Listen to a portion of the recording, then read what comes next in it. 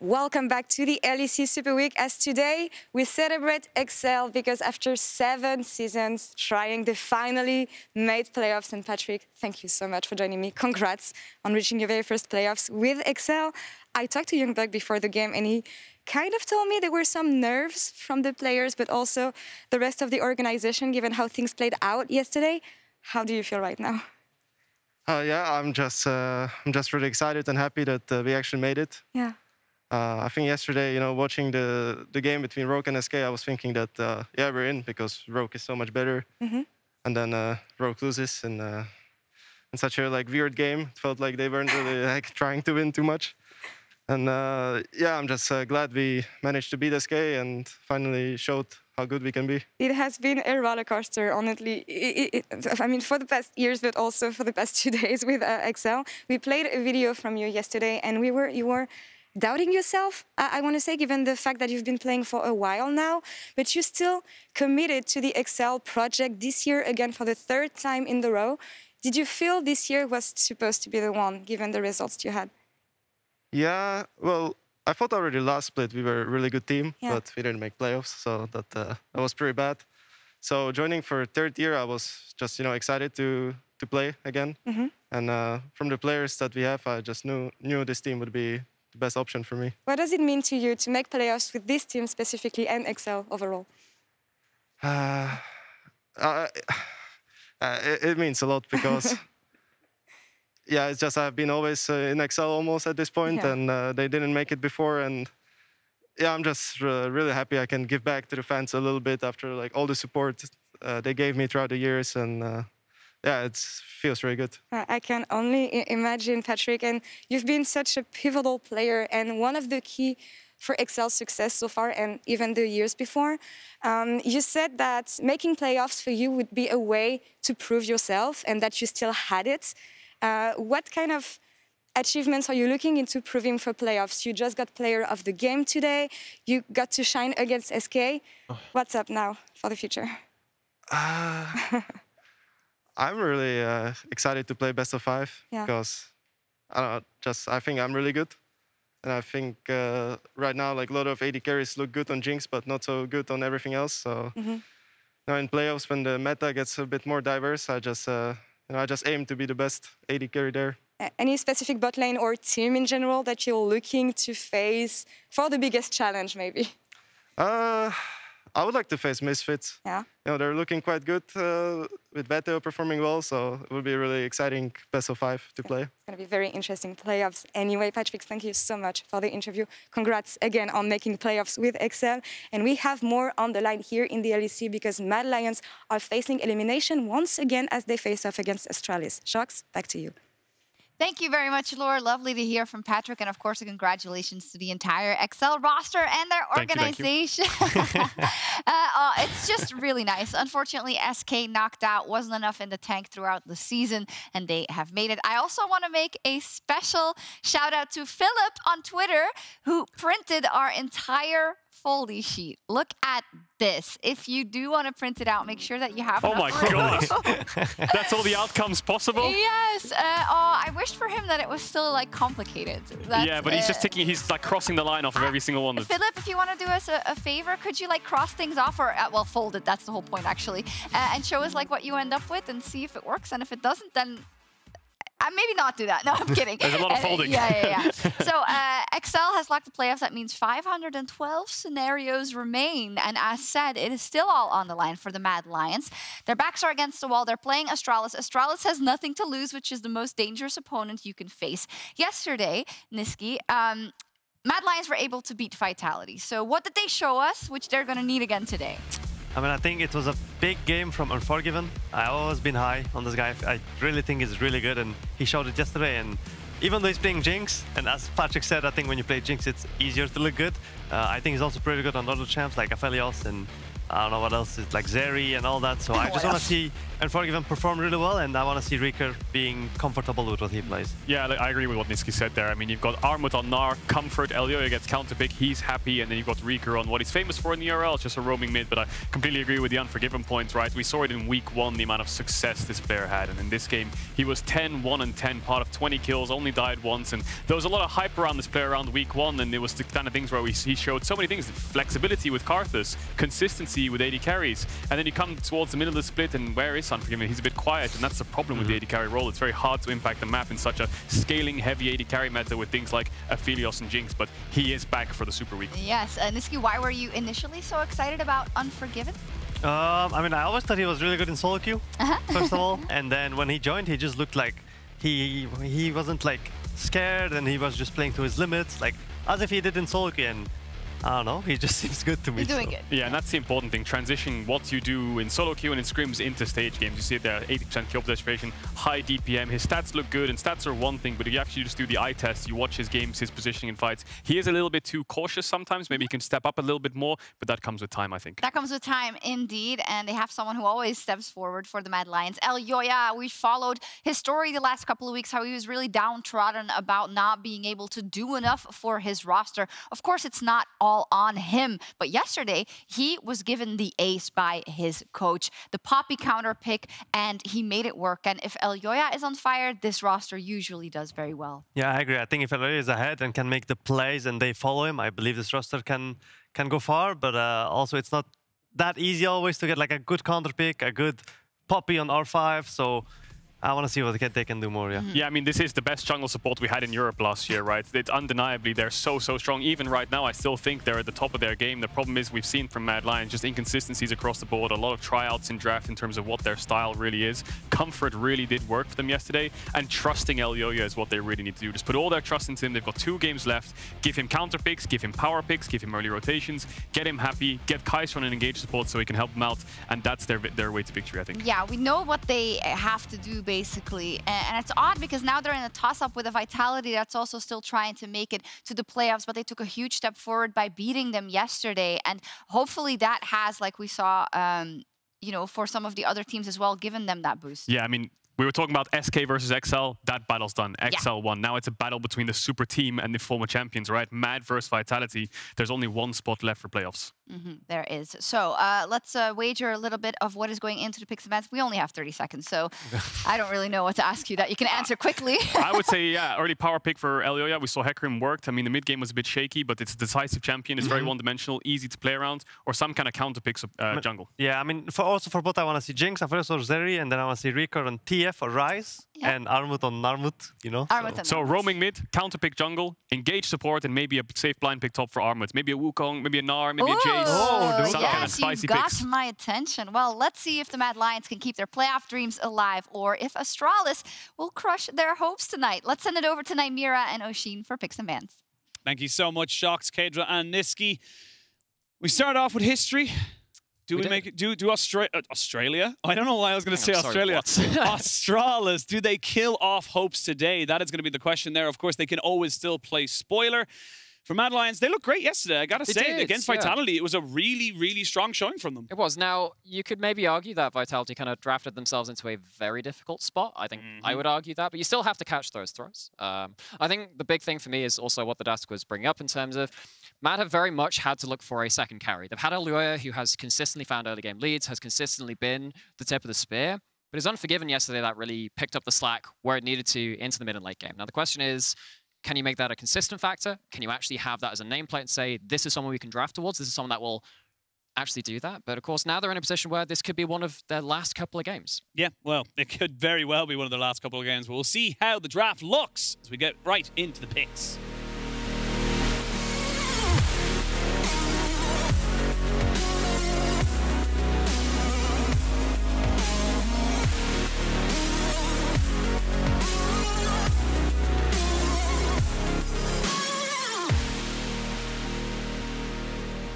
instead of picks, we're going to have bans. Oh, incredible. No, I was wondering what was happening. It was all a ruse. Like, wow, this is an ARAM now.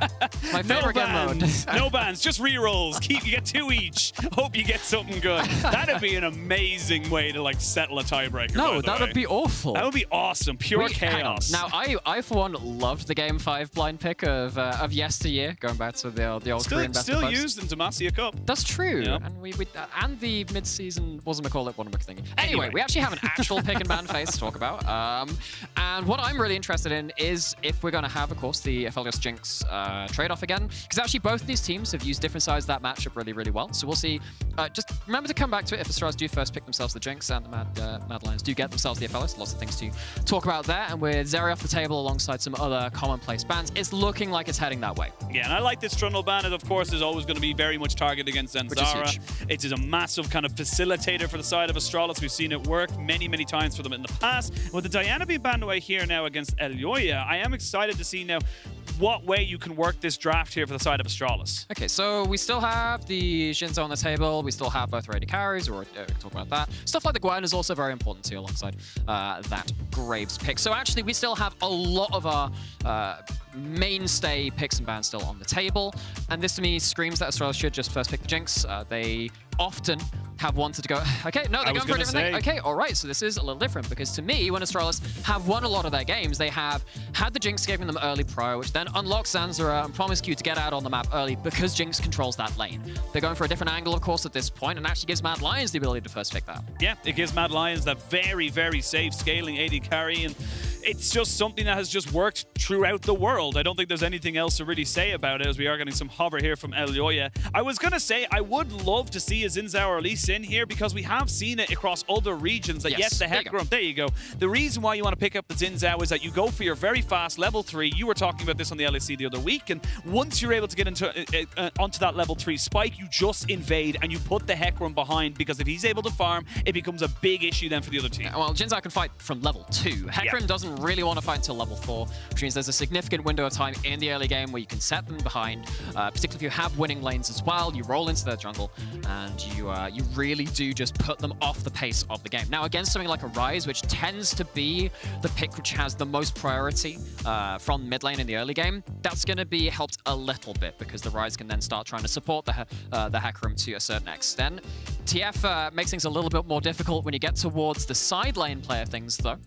I will say, and this is something I've picked up from Dagda. Oh, yeah? Dagda really hates this matchup, because he says that the Ryze side? From the TF side, right. Because he's basically saying is that, yes, you're able to have a global, but the Ryze can follow you, and also the Ryze gets perma push against you. That's the big thing for me. And the big thing as well is that you're not really going to have that much relevant damage as a Twist of Fate until the very, very late game, when you actually build some non-utility based items. So I think if you're Astralis here, you're kind of sitting pretty, saying, cool, we got it, we got what we wanted. But Mad Lions, the one thing which we keep returning to for them is that they are pretty good in the early game. They do find themselves ways to play through Elyoya, and if you have setup in mid lane for Reeker, who had a decent game on the TF recently as well, you have a setup to be able to get in towards these lanes, to get Elyoya rolling, to get Mad Lions onto the board. Yes, you are going to lose out on that prio. Yes, there is the ability to play around the fringes of fights and go towards the side lanes, of course, on with the Realm Warp 2.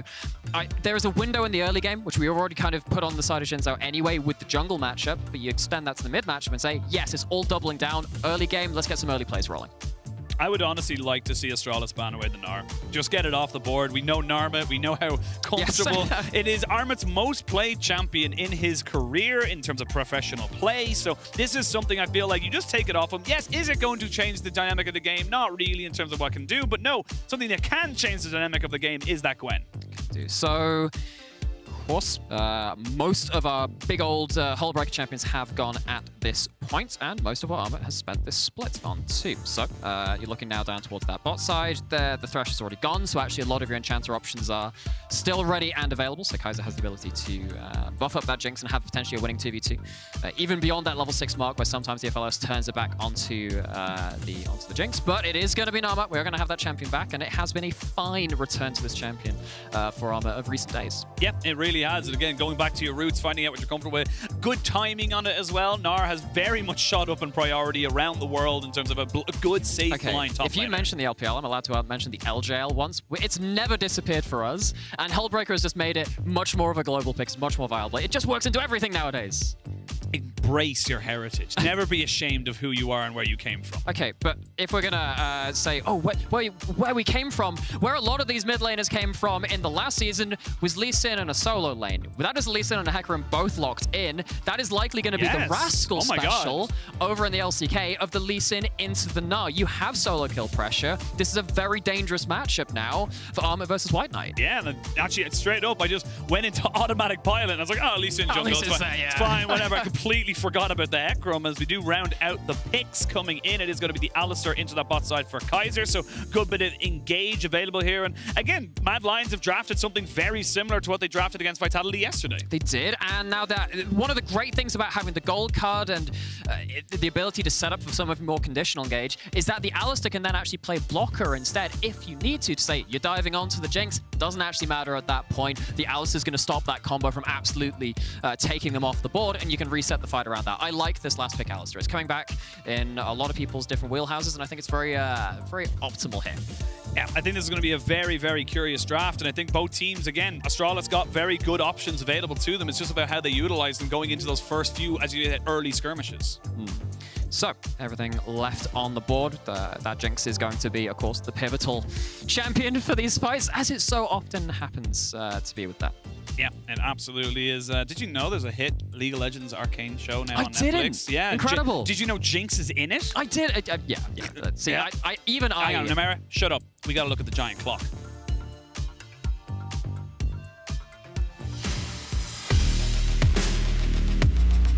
I hate that you did that to me.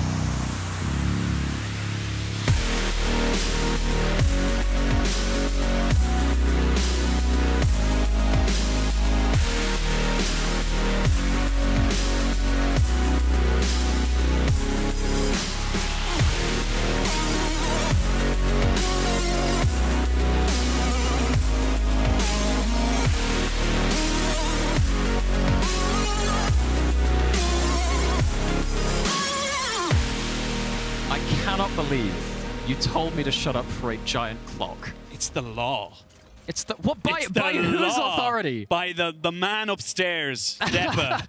Deppa decided that our producer, and his word is his word is Bible, is gospel. I'll be sending a strongly worded letter to whoever was responsible. Go on, send it. I am just a vessel for our Lord and Savior, producer John. Either way, now the clock's out of the picture. We still have time to talk about this early game and to see what's going to happen between particularly these bot lanes, because Alistar is a pick which has been coming back time after.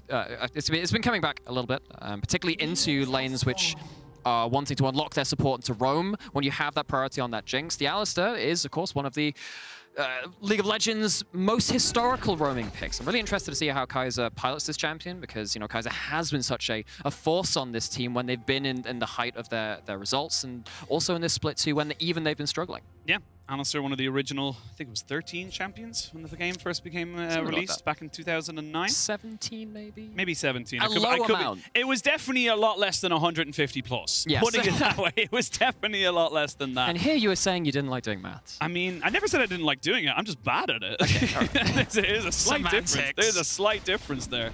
As we now jump in and look, you know, Astralis, your season is basically the next two games you play today and tomorrow, but you want to go out with a bang. Yeah. You want to be able to try and show what you're made of and look towards a positive future, especially when you're kind of, you know, like you said, moving towards a little bit of a longer off-season. And one of the ways of going out with a bang is to not get absolutely demolished in the early game. Very quickly going to bring up the mini-map to see, actually, look at all that early vision, which did go down. We saw some level 1 wards. Actually, a couple of them just timed out before we went towards that, but Astralis very eager to defend a lot of the jungle entrances against Elyoya potentially going in for a level 1, against there being a groups up gold card to scout out Zanzarah and to punish the early clear, as we've been saying. Now, Kaiser does actually get the ability to push in early with that Jinx. Again, we've kept saying that about that champion. First couple of waves definitely has the ability to push in and allow the support to do something on the map. However, Zanzarah hasn't felt the effect of that just yet. The Hecarim survived so far. Yeah, they're on opposite sides of the map, so Zanzarah is going to be able to clear out this ward, recognize that he's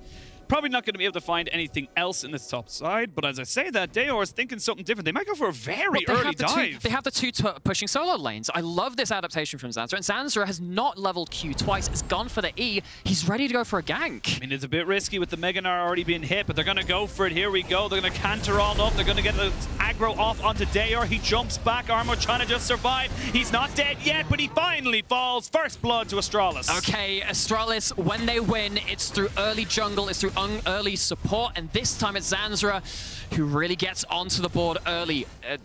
Normally we say Hecarim on the first clear doesn't get to do much. Zanzarah puts that worry to rest though and gets a very impactful kill on that top side. However, Armut doesn't blow the flash, does make sure at least they have a defensive tool for any potential return ganks. And not only that, but Zanzarah goes get the kill, he gets a camp steal as well, and his entire top side is still yet to be taken. So he is going to be far accelerating himself. He's already got Ionian Boots of Lucidity already, so he's going to be a very fast pony running into all of these different lanes. Yeah, of course with Hecarim, move speed means combat stats, and the ability to have that cooldown reduction too onto particularly those Qs gives them a large amount of combat stats to fight around. So yeah, those Lucidity Boots helps them get to the play on time, amongst so many other things. So you have a point of power, you have that jungler who's doing so well, Elyoya. Now the question is, you are used to being in the lead. What are you going to do, again, with this early spiking jungler of the Jhin Zhao in this matchup? Well, at the moment, he's just going to try and find his Raptors, which will be spawning in about 2-1. Oh, a little early on that. There it is. I thought I actually timed it. Do you need a big clock for that? I mean, I could ask God to bring back the big clock, you know? Don't tempt me. Don't tempt me to perform a miracle here. It's like sitting down. I mean, obviously it's a completely different time of year, but it's like, oh, what do you want for this holiday season? It's like, I want a clock, thanks. That's all I need in my life. I want a giant 60-second clock. Zanzarah wants some takeout chicken though, goes towards those Raptors. However, do you see Elyoya finally meeting their jungle opponent within the same screen, but is still unable to do anything. I'm really quite impressed by how Astralis have managed to not only protect the Hecarim in this matchup, which we've kept calling out saying, oh, this one's a bit of a rough one, but actually managed to find advantages while doing so. It's actually quite impressive. I mean, yeah, I think it's a good way to say it. We said there was going to be an opportunity for the Jhin Zhao to be able to get on top of the Hecarim, try and distort his jungle clear, but I think Zanzarah just did the smart thing and said, cool, you're expecting me to clear bottom to top or top to bottom in a very standard 6-camp start. I'm not going to do that. I'm going to go for a gank. I'm going to put these timers off slightly so you're not going to know exactly where I am. And even if you do try and get a bit frisky into the jungle, I'm going to be already gone. So there's not really a lot you can do. So let's try and set this into a bigger picture, though, because, of course, now you have the Hecarim who is relevant. They're not shut down. What does this mean for the team fights? What does this mean for win conditions of both of these teams? So we know that basically, if Jinx lives in a team fight, you're not very happy on the side of Astralis, but if you do have the Leona and the Hecarim who are in a point of power, they have pushing lanes to find extra angles into the fight, that becomes more difficult for Mad to defend. So getting the Hecarim early and particularly impacting that top lane, all of this works into a wider game plan for the side of Astralis to make sure that Unforgiven, who did have a great game on that Jinx, does not get to reprise that performance. And you talked about Zanzarah, we talk about how it influences, we do see Mad Lions coming onto it. I think a key matchup that we've just kind of been harking on about so far has been those junglers, Zanzarah versus Elyoya. And look at the kind of early impact they're able to have with the K+As at 14, the kill participations first and second across the board. They're showing it on the screen. Yep, they're going for it straight away as they're going to jump straight now on top of Reeker and get him back out. But again, these junglers want to be in your face. Yeah, but you don't have level 6 there, maybe getting a little bit too hyped outside there. It's like, ooh, wow, Rumble, that's fun. We can talk about that. But of course, Reeker holding their nerve, coming out with the gold card, and at that point, getting away safely. He has level 6 now, has that Destiny Gate, has the ability to make a play of their own if they so wish. Watch out for Zanzarah. He doesn't have that ultimate yet. If he does go too far, this could potentially be an overstep from Astralis in the jungle. Well, yep, that's exactly what's happening. Yep, there's the Destiny Gate. They're going to get the knock up there. It's going to cause the flash. Zanzarah pops himself onto the Ghost and starts running himself away. Dajor flashes forward, and it's WhiteKnight who picks up a kill. Armut didn't have the Mega. He didn't have the extra layering of CC, and Mad Lions get nothing. Okay, so what looks looks like an overstep at first is actually just the waiting arms of Astralis to clear up that play. You have the vision of the members, though, from that Destiny Gate. You know they can respond in time. Mad, they do the quick damage calculations. They think it checks out all right, but they must have skipped something in there because they don't end up finishing that kill, and they give up another kind of freebie there. Yeah, and again, I think it was just the timing of the Gnar. The Gnar not having that big ultimate to try and knock them out of place. Loads of potential damage there as well, just not realized, I should say. And Astralis just very, very calmly clean up house. Yes, they had to convert a couple of their own summoners, but they'll be happy with that. It will be. And now, actually, we see that even though we've seen Kaiser occasionally wander out of lane, get the ward down here and there, go into the fog of war and see if they can frighten Astralis into not backing off of some of their own plays. That's turned around now. We see that Kobbe has managed to push up and get a couple of plates, 2 plates down there, none even touched on their own side. And now Astralis have themselves slight kill pressure in this matchup. As soon as the Aphelios gets a couple of levels, gets that ultimate available, it becomes quite a dangerous situation for Jinx lanes. You can see that's why they're backing off the wave. Yeah, they can't really walk up on top of this as Red and White, very good at just shredding down opponents, especially in a very short-range skirmish, as we do see more and more pressure being put by Zanzarah up onto this top side, something that he's very, very comfortable with. And again, this is the thing. For Mad Lions, they need to win 3-0 this split, and they cannot allow these small little mistakes to kind of hinder them, as Dajor, with the phase rush, is totally safe to throw down a little bit of harassment while the rest of his team are picking up Shelly. And what's important about this is Astralis locked their opposing bot lane into their tower. They couldn't respond to this in time.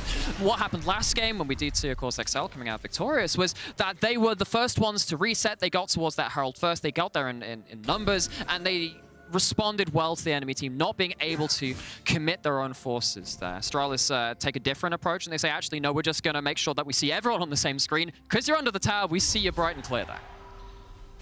Kobbe thinking maybe he wants to stay for this wave, just not quite sure where exactly Elyoya is.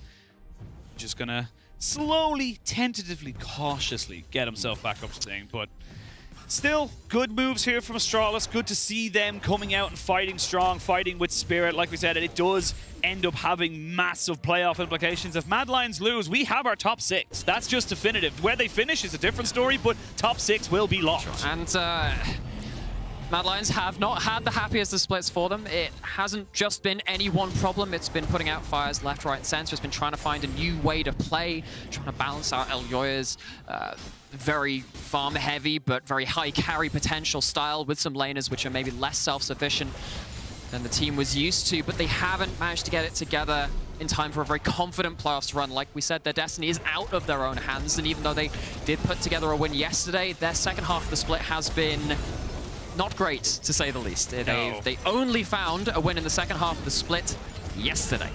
Yeah, it has not been a fantastic setup for the side of Mad Lions. If you actually look at how their entire thing is going, it's basically just been about, I think, what, 1 win yesterday and 6 losses on the back half of the split. So it wasn't really the best of second halves to start for Mad Lions. They actually came into the halfway point pretty all right. I think they were sitting there on 5-4. It wasn't a terrible setup, right? Yes. Yeah. Wasn't terrible. You know, middle of the pack, probably aiming towards playoffs, and now here they are, 1 win and 6 losses later, very much staring down the barrel of the gun.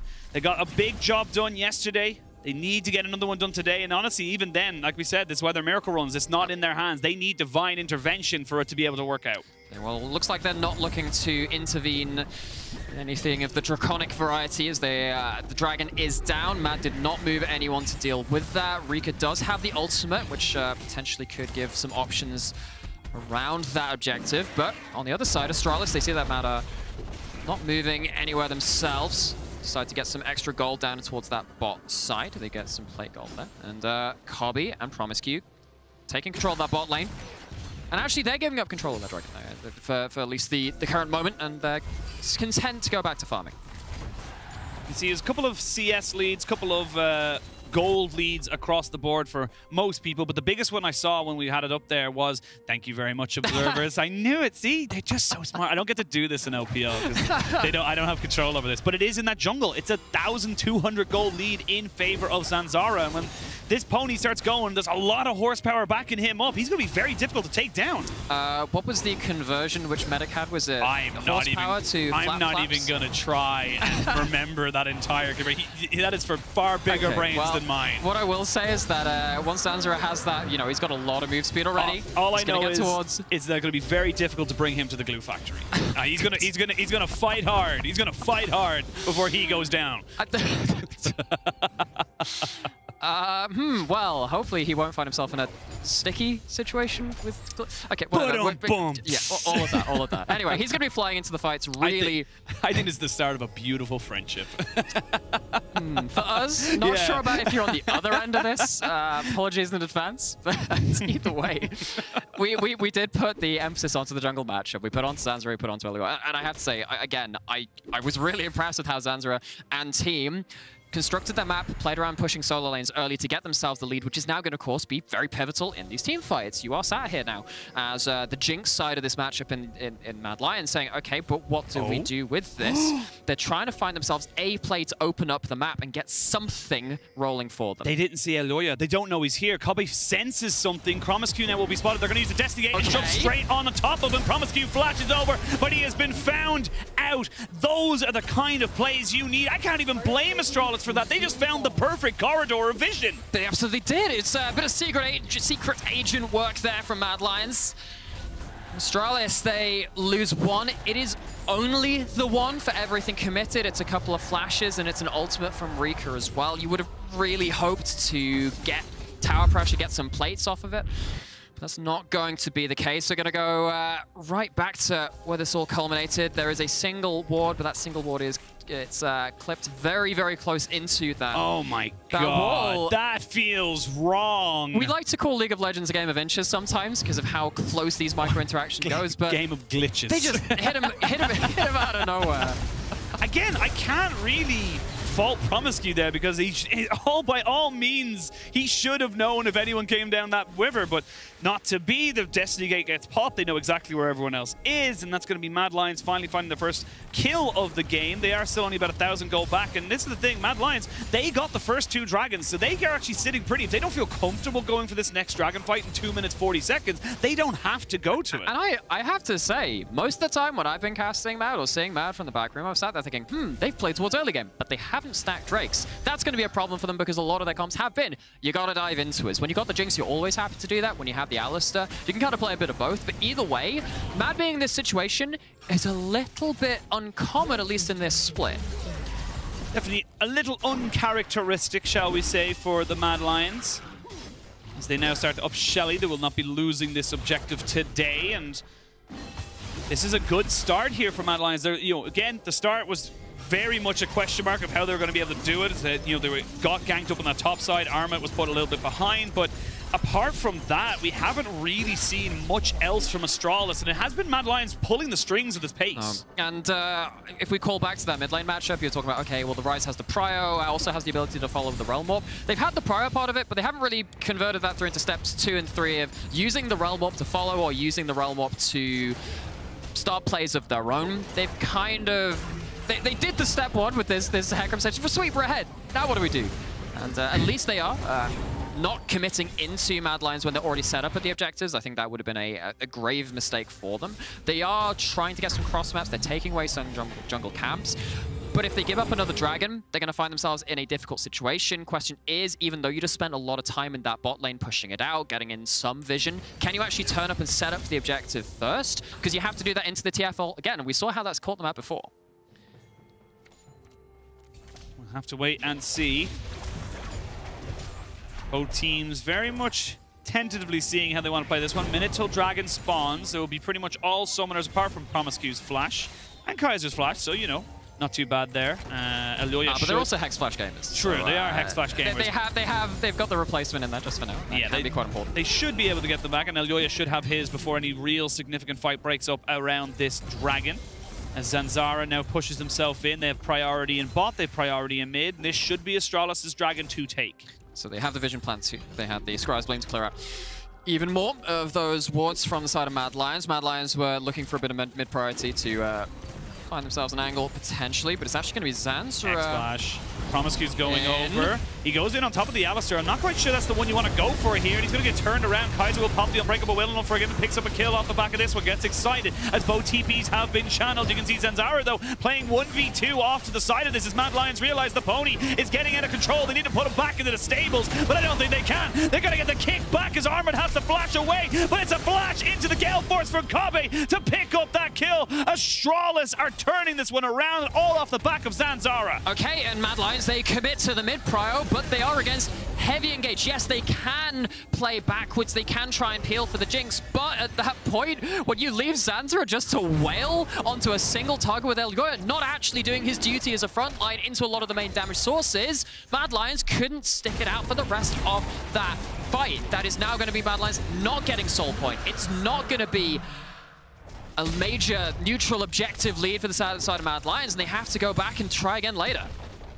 That was just very much they kind of forgot about it. Yes, it is a tank Hecarim, but in this early game spike, it still does damage. It does a lot of damage, especially with the turbo chem tank. So now Reeker just kind of trying to make something work on that top side as we have a look at how this all came about. Okay, so first things first, I look at promisq going in with the Hex Flash. I'm like, that's the one person without Flash if they go in. They're stuck there if they stay in the middle of that conflict, which is exactly what happens. However, Kaiser already out of that fight. You already have Elyoya out of that fight. While you do have, you know, this Hecarim with that early point of power, with all of that early gold, doing quite a lot with just base damages alone. Astralis, they just find themselves the correct battle lines, and Mad Lions, they lose the frontline fight. Yeah, and again, it looked like promisq was going for something that wasn't really there, not onto the right target, in my opinion. The Kaiser... He dug deep enough to find it. Yeah, he did. He definitely did make it the most out of the situation, but in a 4v5, it is Astralis who come out on top. It will be Mad Lions, though, with Shelly in tow to add as the 6th man to be able to try and make something work, as Reeker will land the stun card, as well as the Everfrost, so we will not be taken out just yet. We will see on the top side there, Lee Sin of WhiteKnight will be pushing in and trying to get that one. So this is going to be a 2 for 2 towers, but it is still an inner for 2 outers. It is, but then mid lane outer tower is always such a big thing. It's always such a big thing when you're playing around a very heavy vision game with the picks that we see in Mad Lions trying to go towards, with the Realm Warp also on the other side too. Mid lane outer tower tends to be the big objective to try and get in terms of structures on the map. We saw even that last fight be around mid priority. That will start coming into the equation later into the game if we see that return to. So now, Astralis, you have a wider map to play on. You also need to not get lost in that wider map. What I'm looking for now is, again, for Mad Lions, as they've shown in parts of this game, to start trying to hold Astralis accountable, try and catch them in rotation, because that's where Astralis have maybe not looked as solid as they could be. For Mad Lions, it's about stabilizing. It's about getting yourself on those key... Yeah, I can do that too. How dare you? How dare you use my own spells against me, Potter? I'll kill you. Well, we will see a blue buff not stolen as Zanzarah smites that one away. Did ramp himself up, thinking about maybe going for an engage. But Mad Lions, they are seeing if someone does overstep. But you can look on the bot side here as well. They're not ones to be outdone. Armut will take this tier 1. Actually, don't. He's a little bit afraid, and rightfully so, as we're going to see the TP coming in. Is TF going to respond? Where's that TP going? I'm not quite sure. There it is. We're going to have a look now and see if Armut... He has himself no Mega, which means he is going to die. It's going to be a fight on 2 fronts as the Leona is taken down. It's a trade of support for top, though. Astralis kind of win on that front. They kind of do. I mean, you don't have one of your big engage tools now in promisq on the map, and actually Mad used this to get tower pressure. Okay, they've managed to group up again, but the Hecarim ult is still available. Not actually going to be pulling the trigger again. And it has been quite tentative on both sides. It hasn't been unanswered trades recently. It has not been unanswered trades. We'll look at the replay here. And this is just very deep teleport. I was wondering why I couldn't see it on the map, because the ward actually died at the very last second as Dajor was coming in. But while that was happening on top side, promisq just walked too far forward. And with the Destiny Gate, they know that this Leona is isolated. Yeah, at least from the side of Mad, they do react within a time span to get something back. And again, as we were talking on one side of Astralis, it's really important you get that mid lane out of tower. Exactly the same for Mad Lions. There's tit for tat now. Both of these mid laners playing with their globals. We've seen it just there in that play. Going to have an extra factor of ease of access onto the enemy team for Mad Lions now, because they don't have to worry about that extra vision control and that extra territory claim from Astralis in that mid lane out of the turret.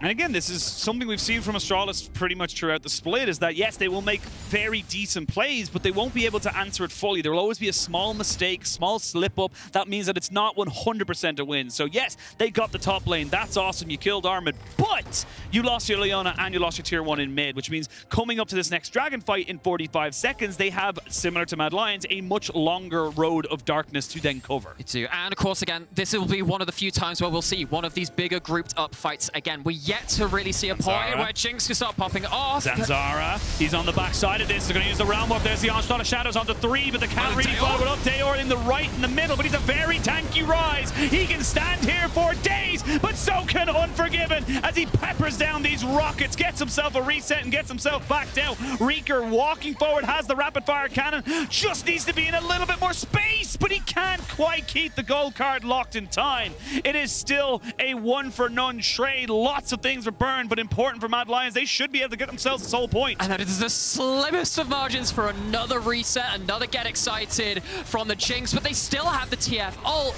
Just going to be used to ward away. I mean, Zanzarah might be dying here. He's exhausted down. 1 or 2 more auto attacks here from Armut. Should be able to do it. The flash forward from the little Mar as he turns into the big Gnar should be enough. And Mad Lions back in this game. Oh, and for all Astralis, we're getting some smaller advantages throughout most of this early into mid-game, finding ways in the broken map to get some extra gold, to get some extra kills. When it comes down to that 5v5, when it comes to the Jinx factor, Mad Lions, they find a play to make it stick. It's a very quick flash trade. The Alistair going towards their chosen target, but with all of this happening, you've already used your Solar Flare, you've already used your Hecarim ultimate at the very start of this fight looking for picks. And if all of this is used in parity where Astralis and Mad Lions use their engaged tools and you're still sticking around to fight, I mean, what else can I tell you except don't do that against a Jinx? Use a lot of flashes, a lot of defensive summoners here from the side of Mad Lions, but you made it work. And again, this is Mad Lions fighting for their lives. This is to just put pressure onto Team Vitality so that they may be able to sneak into 6. The 2-time back-to-back 2021 champions of Spring and Summer are on the ropes, and they need to come out with a result. And we knew after yesterday, after the results went probably against expectations in almost every single game, that we would be in for a very interesting day today. Now, we saw last game, we saw SK bringing it down to the last 2 games, and they were still in the picture. Mad Lions are still in the picture too. They've had to fight to stay in the picture, and they've had to improve. They've had to build upon an awkward second half of this split. They've had to improve, but starting to find something to build upon. And it is only versus Astralis in this game. We know that Astralis have struggled in this split too. Let's not make a man out of a molehill, but Astralis did come out swinging this game too. They've had their own improvements coming through this. The Mad Lions, this is not the end of the road quite yet. It's out of their hands, but you need to lay the bricks down once more in this game. I'll make note of the items as well. We see the Stride Breaker into the Dead Man's Plate here for Armut. He is going for full team fight. Normally it's the Hull Breaker into the Triforce. That's the split push build. No, he knows he needs to be with his team. He knows he needs to be putting down as much CC and as much distortion onto this Astralis side as he possibly can, because Dajor's on 3 items. Dajor's beefy, man. He's a beefcake. I mean, that's kind of Ryze in the current era. And also with the TF not bringing that much magic damage, very, very efficient. Speaking of the TF, going to pop that ult, looking for an angle, looking for something. It's a bit separated, though. They're going to actually eventually get the full Destiny Gate coming in as they finally find Dajor. He's tanky, but not tanky enough to survive. Elyoya will be able to soak up so much damage, but a 4-man onslaught of shadows means you can set this up for WhiteKnight. Look at Kobbe. He's just shredding through this team fight. They will end up trading it mid laner for support, but now Unforgiven can be unleashed. We'll be forcing out a couple more summoners from the side of Astralis. Mad Lions are starting to ramp up. And yet again, it's the mid lane, it's the close fights, it's the not quite there yet. This time there is no side benefit for either of these teams. It's not going to be a tower falling, it's not going to be a major neutral objective. This is just a pick ultimate use, and you're right, this Ryze takes a long time to die. Honestly, if you don't die in that kind of time frame and you can start backing off there from Mad Lions, maybe this fight again starts to be a bit more awkward, because it has come down to the front line versus the front line. Who's going to outlast each other? And at this point, before the DPS has been hugely built up, and you get to like the 3-4 item mark, you can see how close it gets. important now for minute 30, you will not have Flash Cleanse for Kobbe. You will have it for Unforgiven, who I must give props to, has been untouched in every single one of these fights. Everyone's trying to kill off the Gnar, the Zhao. They're doing a perfect job of setting up a textbook front-to-back team fight for this Jinx, who's now on 3 items. And that's what we were just saying. It's like, oh, what happens in the next fight or the fight after that? When you do get to the 3-4 item mark, it's a Hurricane. That is, you only build the Hurricane when you are certain you are going to be safe. That's a lot of trust in the team. That's a lot of trust in how these team fights are going to work out, because if Unforgiven gets to get those triple rocket splash damage auto attacks across that team, what was a close fight is an absolute blowout now. And I gotta say, I do love that Zanzarah is constantly looking for flanks. He's constantly looking to find those gaps in vision, the gaps in the armor, as WhiteKnight going to find Armut and lose about 1/4 of his HP, as mini Gnar Armut, very annoying to deal with, but still have a lot of pressure up on this top side, and Mad Lions are stalling it a little bit. They need to sort out their side lanes just before they really go for any big fight, because they're going to lose a lot on the side of this map if they're not careful.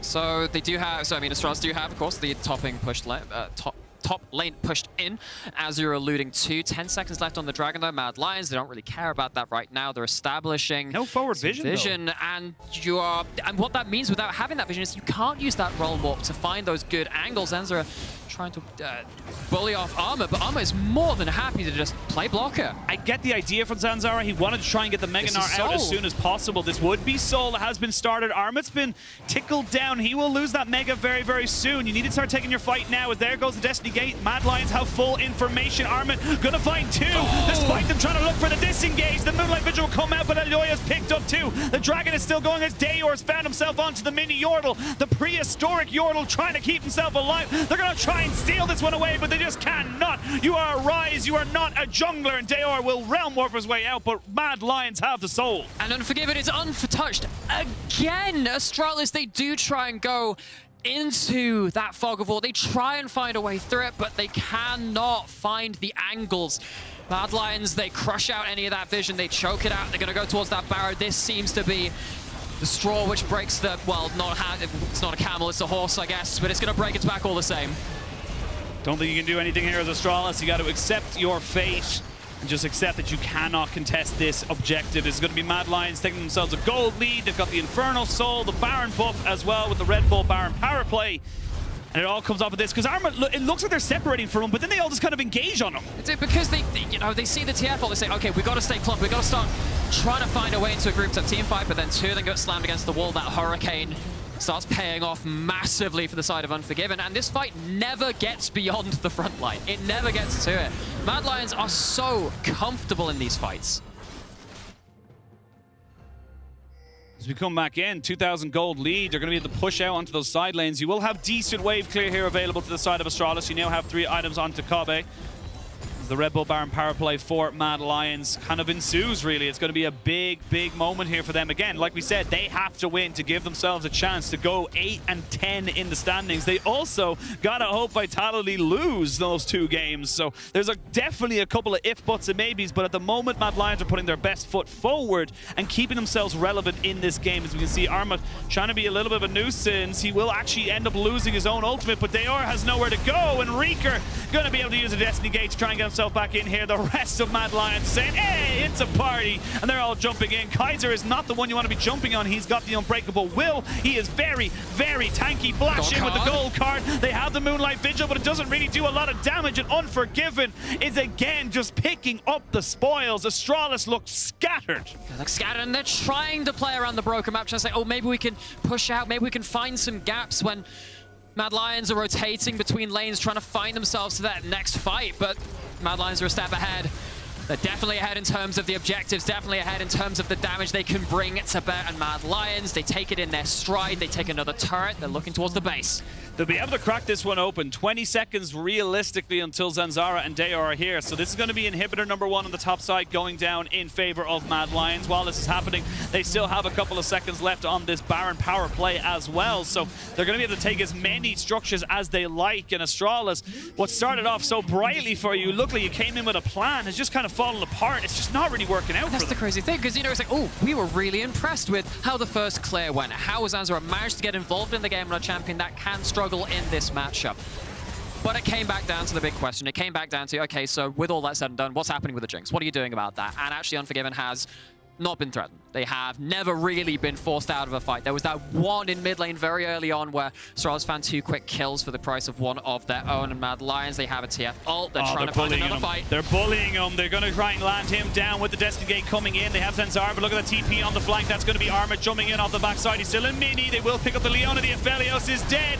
All of your damage is now gone. Mad Lions will be able to keep themselves alive. Mad Lions will keep their playoffs hopes going, and Mad Lions will go into the final day, at least into the final day of today, with a little bit of hope that they can make it. No, it was the question asked at the start of this week was, are Mad Lions out of playoffs? They have managed to keep that question mark there for now. It's not in their hands. It's not solved just yet, but Mad Lions, they keep themselves in the conversation. They keep the pressure on Vitality. Mad Lions go up to 7 and 10 in the LEC Super Week. We still have 1 spot left to decide within the playoffs. It's not a one-horse race. See, the student has become the master. Well played, sir. Well played. Had some practice out of Mad Lions. They've had to pull a lot together to get to this point. Again, there's just laying down those bricks, one brick after the other, trying to keep themselves on the right path, even if that does end for this split.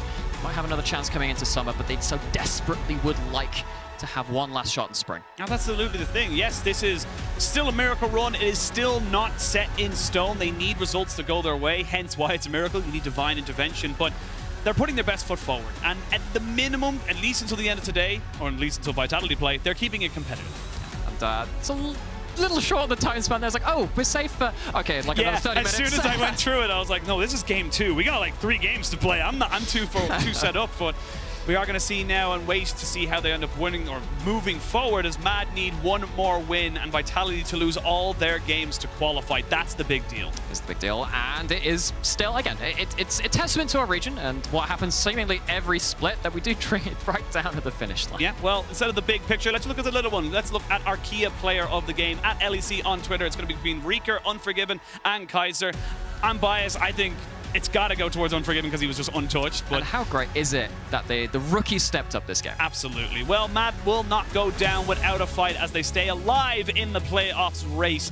After the break, Laure will be joined by Armut to talk about this important win.